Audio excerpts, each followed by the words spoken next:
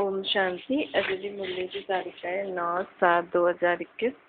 अॼु मुरली में गीत आहे दिल जो सहारो टुटी न वञे। ओम शांति। अॼु मिठा मिठा श्री बाबा ब्रह्मातन द्वारा चवनि था, मीठी मीठी बच्चे ॿारनि गीत ॿुधियो, ॿारनि खे सावधानी मिलंदी आहे। हिन समय जो बि आहिनि सभिनि जी तक़दीर बिगड़ल आहे न, सवाइ तव्हां ब्राह्मणनि जी। तव्हांजी हाणे तक़दीर में सुधार अचे थो। बाप खे चइबो ई आहे तक़दीर ठाहिण वारो। तव्हां ॼाणंदा आहियो शिव बाबा केतिरो मिठो आहे न। बाबा अक्षर ॾाढो मिठो आहे। बाप सां सभिनि आत्माउनि खे वरसो मिलंदो आहे न। लौकिक बाप सां ॿारनि खे वरसो मिलंदो आहे। सभु ॿारनि खे अर्थात पुरुषनि खे मिलंदो आहे, पुत्री खे न मिलंदो आहे, पुत्र खे मिलंदो आहे। हिते ॿार ऐं बालकी, बच्चा ऐं बच्ची सभु हक़दार आहिनि। बाप पढ़ाईंदा आहिनि आत्माउनि खे, अर्थात पंहिंजे ॿारनि खे। आत्मा समझदी आहे त सभु भाउ भाउ आहियूं, बराबरि ब्रदरहुड चइबो आहे न। हिकु भॻवान जा ॿार आहियूं, पोइ एतिरो लड़ो झगड़ो छो था। सभु आपस में लड़दा ई रहंदा आहिनि। अनेक धर्म, अनेक मत। मुख्य ॻाल्हि त रावण राज्य में लड़ाई ई हलंदी आहे, छो जी विकारनि जी प्रवेशता आहे न।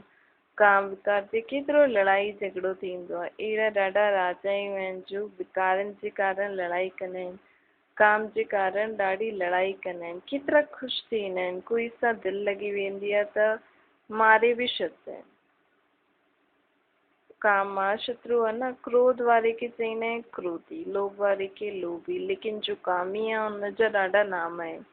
हिन करे त ॻायल आहे अमृत छोड़ विख छो थो खाए। शास्त्रनि में अमृत नाम लिखी छॾियो अथनि। ॾेखारींदा आहिनि सागर मंथन थियो त अमृत निकितो, कलश लक्ष्मी खे ॾिननि। केतिरो कहानियूं आहिनि। हिन में बि वॾे खां वॾी ॻाल्हि आहे सर्वव्यापी जी गीता जो भॻवानु केरु ऐं पतित पावन केरु। बाबा चवनि था इहे अमृत जेको लिखियो अथनि, इहो हाणे जेको मां अमृत थो ॾियां, इहा न ज्ञान अमृत जी ॻाल्हि आहे। इहो जेको मां ज्ञान अमृत थो ॾियां, इहे निमित ठहियूं विश्व में ॿुधाइण जे लाइ माताऊं। त हिन करे लक्ष्मी जो नाम लिखी छॾियो अथनि। ऐं जॾहिं मां ज्ञान अमृत ॾींदो आहियां त कई ॿार इहे ज्ञान अमृत पींदे पींदे पोइ विकारनि में हली वेंदा आहिनि। हिन करे चइबो आहे अमृत छोड़ विख खाए छो थो खाए। इहो ज्ञान अमृत पीअण सां मनुष्य देवता ठही वेंदो आहे। मनुष्य तो चईंदा आहिनि भॻवानु सर्वव्यापी आहे, गीता जो भॻवानु कृष्ण आहे, पतित पावनी गंगा आहे। लेकिन बाबा चए थो पतित पावन ज्ञान जो सागर त मां आहियां न। मां तव्हांखे ज्ञान ॾींदो आहियां। मां जेको ज्ञान ॾींदो आहियां, जेकी आत्माएं धारण कंदियूं आहिनि, उहो ज्ञान गंगायूं आहिनि। त हुन ज्ञान ॿुधण सां आत्मा पावन थींदी आहे। कोई पाणी में सनानु करण सां आत्मा थोरी पावन थींदी आहे। गीता ज्ञान मां ॿुधायो आहे। मां सर्वव्यापी थोरी आहियां, मां त परम धाम में रहण वारो। केतिरी सुठी सुठी ॻाल्हियूं बाबा असांखे सम्झाइनि था। बाप बि सम्झाइनि था, मिठा मिठा ॿार तव्हांखे कीअं पावन ठाहियो हुयो अॼु खां 50,000 साल पहिरियों। बिगड़ी खे सुधारण वारो केरु आहे? पतित पावन मां ई त आहियां। मां ई तव्हांखे पावन ठातो आहे। इहो खेल ईअं ठहियलु आहे, कोई बि हिनखे ॼाणंदो न आहे। हाणे मां आयो आहियां तव्हां सभिनि जी तक़दीर खे सुधारण, तव्हांजी बिगड़ी खे सुधारण आयो आहियां। तव्हां सभिनि आत्माउनि खे पावन ठाहिण आयो आहे। बाप खे चइबो आहे नॉलेजफुल, ब्लेसफुल, पीसफुल। ॻायल बि आहे न, बिगड़ी खे ठाहिण वारो उहो हिकु ई आहे। इहो त सम्झण में ईंदो आहे। बराबरि रावण असांजी तक़दीर खे बिगाड़ंदो आहे। इहो खेल आहे ई हार ऐं जीत जो। रावण खे बि तव्हां ॼाणे विया आहियो न। अर्थात 5 विकार स्त्री पुरुष में रावण, स्त्री पुरुष में 5 विकार आहिनि त घर घर में रावण आहिनि। हिन करे त हर वर्ष भारत में रावण खे जलाईंदा आहिनि। भारत जो दुश्मन आहे न रावण। भारत में ई हर वर्ष जलाईंदा आहिनि। उन्हनि खां पुछो कॾहिं खां जलाईंदा आहिनि त चईंदा आहिनि इहे त अनादि हलियल आहे। इहे सृष्टि जॾहिं खां सृष्टि शुरू थी आहे तॾहिं खां रावण खे जलाईंदा आहिनि। लेकिन सृष्टि जॾहिं शुरू थी त सत्य हुयो। असल में जॾहिं खां हिते विकार शुरू थी विया आहिनि हिन सृष्टि ते, जॾहिं खां इहे विकारी सिस्टम शुरू थियो आहे हिन सृष्टि ते, तॾहिं खां रावण जलाईंदा आहिनि। शास्त्रनि में त जो पढ़ंदा आहिनि सत चईंदा रहंदा आहिनि। मुख्य भूल आहे ही ईश्वर खे सर्वव्यापी चइनि। बाप इहे न चईंदो आहे कि कंहिंजी भूल आहे, पोइ बि बाबा चईंदो आहे इहे ड्रामा में नूंद आहे। जेकी बि तव्हां मुंहिंजी देवी देवताउनि जी ग्लानी कंदा, इहे ड्रामा में नूंद आहे, इहे हार जीत जो खेल आहे। इन ई भूलनि जे कारण तव्हां हारिया आहियो न, विकारनि सां बि हारिया आहियो।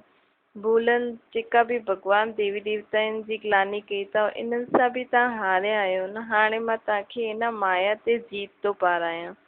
माया से तव्हां जीतदव त जीती वेंदव। हाणे तव्हांखे सभु सम्झ ॾियां थो न, त कम से कम हाणे त सम्झी करे हलो। इन विकारनि ते, बुरी ॻाल्हियुनि ते, उल्टी सुल्टी सम्झ ते जीत पायो। बाबा हाणे असांखे चए थो मूंखे यादि करो त हिन ते जीत पाए छॾंदव। पूरो अधु कलाक तव्हां रावण राज्य में हलिया आहियो, हिकु सेकेंड जो बि फ़र्क़ु न आहे। इहे रावण राज्य अधु कलाक हलंदो आहे, असां बि हुन में हलिया आहियूं।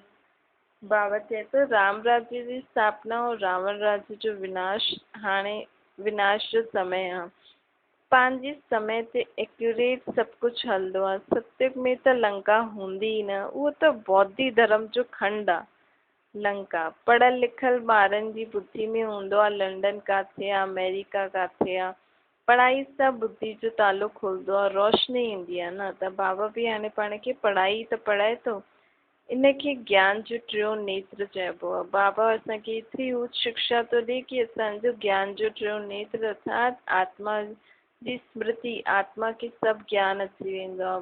बुढी बुढी माताउनि खे कुझु न सम्झ में अचे त मुख्य हिकु धारणा आहे जेकी आहे बाप खे यादि करो, इहे त सम्झ में अचे थो न। इहे ई अंत में कमु अचणे आहे। मनुष्य शास्त्र त ॾाढा पढ़ियल आहिनि, पिछाड़ी में वरी बि हिकु ई शब्द चई ॾींदा आहिनि कि राम राम चओ। हीअं न चईंदा आहिनि शास्त्र ॿुधायो, वेद ॿुधायो, पिछाड़ी में चईंदा आहिनि राम खे यादि करो। जो जास्ती समय जे चिंतन में रहंदो आहे, अंत में बि हुनखे उहो ई यादि ईंदो अथसि। हाणे विनाश त सभिनि जो थियणो ई आहे। तव्हां ॼाणंदा आहियो सभु कंहिंखे यादि कंदा, कोई कृष्ण खे, कोई पंहिंजे गुरू खे, कोई पंहिंजी देह खे, संबंधियुनि खे यादि कंदा। देह खे यादि करनि त इहो ई खलास थी वेंदो खेल। अंत समय देह जे संबंध खे थोरी यादि करिणो आहे। कोशिशि करे हिन हिकु निराकार परमात्मा जी यादि में आत्मा खे शरीर छॾिणो आहे। हिते तव्हांखे हिकु ई ॻाल्हि सम्झाई आहे कि पंहिंजे पाण खे आत्मा सम्झो, बाप खे यादि करो। चार्ट रखो कि असां केतिरो समय बाबा खे यादि कंदा आहियूं। जेतिरो यादि कंदासीं पावन थींदा वेंदासीं। हीअं न कि गंगा में सनानु करण सां पावन थींदासीं। हिते आत्मा जी ॻाल्हि आहे, आत्मा ई पतित आत्मा ई पावन ठहींदी आहे न। बाबा चए था कि मां तव्हांखे सम्झायो आहे न कि आत्मा हिकु स्टार मिसल आहे, भ्रुकुटी जे विच में रहंदी आहे। चईंदा आहिनि आत्मा स्टार अति सूक्ष्म आहे। तव्हां ॿार ई हिननि ॻाल्हियुनि खे सम्झी सघंदा आहियो। बाप त चईंदा आहिनि मां कल्प कल्प जे संगम युग ते ईंदो आहे। उन्हनि पोइ कल्प अक्षर छॾे युगे युगे अक्षर लिखी छॾियो अथनि। त मनुष्य उल्टो सम्झी वरितो अथनि न। मां चयो कल्प कल्प जे संगम युग ते, अर्थात हाणे कल्प ख़तमु थियण वारो, ॿियो कल्प शुरू थियण वारो आहे। त ॿिन्हिनि कल्प जे विच में आयो आहे न बाबा, ख़तमु थियण वारी और शुरू थियण वारी, इनखे संगम युग चइबो आहे। घोर अंधियारो ऐं घोर सूजरे जे संगम ते ईंदो आहे। बाक़ी युगे युगे अचण जी त मूंखे दरकार ई कोन्हे। सीढ़ी आत्माउनि खे उतरणी आहे। जॾहिं पूरा 84 जन्मनि जी सीढ़ी उतरंदा आहियो तॾहिं मां ईंदो आहे। जॾहिं ये ज्ञान सॼी दुनिया जे लाइ आहे। सन्यासी जेका हूंदा आहिनि उहे चई छॾींदा आहिनि कि इन्हनि जा चित्र जेका ठहियल आहिनि ये सभु कल्पना आहे, परंतु कल्पना जी त ॻाल्हि ई कोन्हे न। इहे त सभिनि खे सम्झायो आहे न। त मनुष्यनि खे कीअं पतो पए कि इन जे लाइ इहे चित्र ठाहिया अथनि। चित्रनि ते पूरी सम्झानी बि त ॾियूं था न। त कल्पना थोरी थियो, ये प्रदर्शनी देश देशांतर में देर थींदी वेंदी। बाप चईंदा आहिनि तव्हां भारतवासी ॿार आहियो न, इहे त सभु ॿार आहिनि त सभी आत्माऊं ॿार, लेकिन हिननि में बि तव्हां भारतवासी मूंखे ॼाणंदा आहियो न। माता पिता जे रूप में तव्हां भारतवासी पालना वठंदा आहियो। अनेक धर्मनि जो इहो झाड़ आहे। बाप वेही सम्झाइनि था, इहे सभु कामचिता ते वेही करे जल मरिया आहिनि। सतयुग में जो पहिरियों पहिरियों ईंदा उहे ई पहिरियों पहिरियों द्वापर खां वठी करे काम अग्नि ते वेहींदा, इन करे ई कारा थी विया आहिनि। हाणे सभिनि जी सदगति थियणी आहे, तव्हां निमित ठहींदा आहियो न, तव्हांखे सदगति मिलंदी आहे, हुनजे सदके सभिनि खे बि मिली वेंदी आहे। चईंदा आहिनि न, तुंहिंजे बाणे सर्व जो भलो। तव्हांजे पिछाड़ी सभिनि जी सदगति थियणी आहे। बाप केतिरो सहज रीति सम्झाईंदा आहिनि। तव्हां स्वर्ग में हलण लाइ तयारु थींदव त बाक़ी सभिनि खे बि मुक्तिधाम में त वञिणो ई पवंदो न। तव्हांजे लाइ हिते पोइ नई दुनिया बि त खपे। चईंदा आहिनि सिर्फ़ु बाप खे यादि करो, आत्मा ई दुर्गति खे पायल आहे न। आत्मा पति थियण सां शरीर बि हुनजो अहिड़ो थी वियो आहे। आत्मा खे पावन ठाहिण जी युक्ति बाप बिल्कुलु सहज था ॿुधाइनि। त्रिमूर्ति जे चित्र में ब्रह्मा जो चित्र ॾिसी मनुष्य हाय हाय मचाईंदा आहिनि। चईंदा आहिनि इन्हनि खे ब्रह्मा छो चईंदा आहियो? ब्रह्मा त सूक्ष्म वतनवासी देवता आहे, हिते काथां आयो? ये दादा त नामी ग्रामी आहे। अखबार में जब जगह पियो हुयो जॾहिं बाबा आया, शिव बाबा ब्रह्मा बाबा में, तॾहिं अखबार में सभु जगह पियो कि हिकु जौहरी चए थो मां श्री कृष्ण आयमि कि 16,108 रानियूं खपनि। ॾाढो हंगामो मची वियो कि भॼाईंदा आहिनि। हाणे हिकु हिकु सां मथो केरु मारे? केतिरा ढेर मनुष्य आहिनि। आबू में बि कोई चईंदा आहिनि कि आबू में बि कोई ईंदा आहिनि त झटि चईंदा आहिनि कि ब्रह्मा कुमारी वटि था वञो छा? उहो त जादू कंदी आहे, स्त्री पुरुष खे भाई भेण ठाहींदी आहे। लंबी चौड़ी ॻाल्हि ॿुधाए करे मथो ई ख़राबु करे छॾींदा आहिनि। बाबा चईंदा आहिनि कि कंहिंखे पतो थोरी आहे इहे कंहिंजो कमु थो हले, ऐं भाउ भेण कीअं नाते सां असां ठहींदा आहियूं। हिकु बाप जा ॿार असां सभु आहियूं त भाउ भेण थी वियासीं न। असां बाप खे पहचानियो आहे त असां भाउ भेण थी विया। तव्हां न पहचानियो अथव त तव्हां अञा ताईं बाप जा न ठहिया आहियो। त बाबा चवनि था कि मां त ज्ञान जो सागर ऑलमाइटी अथॉरिटी आहियां न। वर्ल्ड ऑलमाइटी अर्थात सर्वशक्तिवान, सभु वेदनि शास्त्रनि आदि खे ॼाणण वारो आहे। वॾा विद्वाननि खे बि अथॉरिटी चईंदा आहिनि, छो जो उहे बि सभु वेदनि शास्त्रनि खे पढ़ंदा आहिनि। ऐं बाबा में त ज्ञान आहे ई सही, उहो त पढ़ी करे ईअं ठहींदा आहिनि। पर पोइ बनारस में वञी करे उन्हनि खे टाइटल बि मिलंदो अथनि, महापाध्याय, श्री श्री 108 सरस्वती। इहे सभु टाइटल्स उते ई मिलंदा आहिनि। जो ॾाढा होशियार थी वेंदा आहिनि न शास्त्र पढ़ी करे, उन्हनि खे इहे सभु टाइटल मिलंदा आहिनि। शास्त्र में जनक जे लाइ बि लिखियो अथनि। उन्हनि जे लाइ चयो अथनि कि हुन चई मूंखे कोई सचो ब्रह्म ज्ञान ॿुधाए। हाणे ब्रह्म ज्ञान जी त ॻाल्हि कोन्हे, सॼी ॻाल्हि त हितां आहे न, दुनिया जी आहे न। ब्रह्म त महतत्व आहे, हुते त असां आत्मा ई रहंदी आहिनि। हुतां जी छा कहानी हूंदी? कहानी त हितां जी आहे न, ॻाल्हि सॼी सृष्टि ते ई थींदी आहे। बाक़ी दुनिया में ॾाढी वॾी वॾी कहानी लिखी छॾी अथनि। शंकर पार्वती जी बि कहानी लिखी अथनि, ढेर वेही कहानियूं ठाही अथनि। शंकर पार्वती खे कथा ॿुधाई। वास्तव में त शिव असांखे इहा कथा थो ॿुधाए न, सभिनि आत्माउनि पार्वती खे शंकर पार्वती जो नाम ॾेई छॾियो अथनि। भागवत आदि में इहे सभु हिन समय जी ॻाल्हियूं आहिनि जेके बाबा हाणे असां सां गॾु इहो पार्ट वॼाए थो। इहो ई पार्ट जेको वॼे थो, इन जी ई कहानी वेही करे शास्त्रनि में लिखी अथनि। बाबा चवनि था कि हाणे उन्हनि लिखियो अथनि कि राजा खे इहो ज्ञान, कंहिंखे ख़्यालु आयो कि राजा खे इहो ज्ञान ॾियां वञी करे। बाप सम्झाइनि था कि मां तव्हांखे चवां थो न, हाणे वञी करे राजाउनि खे बि ज्ञान ॾियो। तव्हां ई सूर्यवंशी हुयो, पोइ हाणे चंद्रवंशी, वैश्यवंशी, शूद्रवंशी ठहिया आहियो।